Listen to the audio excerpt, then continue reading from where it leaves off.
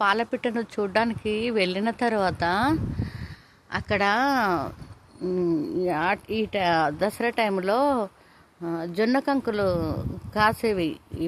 ఇప్పుడు కూడా జొన్న చేను వేస్తున్నారు పల్లెటూళ్ళలో. ఆ జొన్న కంకులు తెంపుకొని వాటిని పలుగురాలు వేసి పలుగురాలను మంట పెట్టి ఆ మంటలో వేస్తే అవి ఎర్రగా అయ్యేది. ఆ ఎర్రగా అయిన పలుగురాళ్ళను ఈ జొన్న కంకులల్లో వేసి యాదవులు గొంగల్లో వేసి వాటిని ఇలా నెలకేసి కొట్టేవాళ్ళు. కొడితే ఆ జొన్న కంకుల నుండి ఆ విత్తనాలన్నీ ఆ గొంగట్లో రాలేది.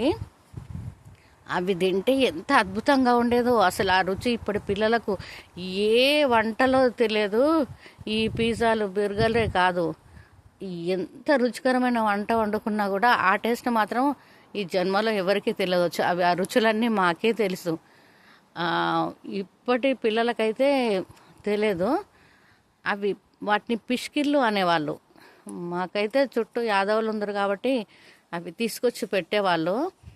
ఆ రోజు ఖచ్చితంగా మేము తెచ్చుకునే వాళ్ళము జొన్న కంకులు. బయటకు వెళ్ళినప్పుడు సాయంత్రం దాకా అడవిలో అటు ఇటు తిరిగేది. ఆ పాలపిట్ట ఎప్పుడు కనిపిస్తుందా, ఎక్కడ కనిపిస్తుందా, ఎక్కడ కనిపిస్తుందా అని కనబడగానే ఆ అడవిలో దొరికిన పళ్ళు అవి ఇవి కోసుకొని ఇంటికి వచ్చేవాళ్ళము. మొక్కజొన్న కంకులు కూడా ఉండేది చేళ్ళల్లో. అవి కూడా దొంగతనాన్ని తెంపుకోవాల్సిందే.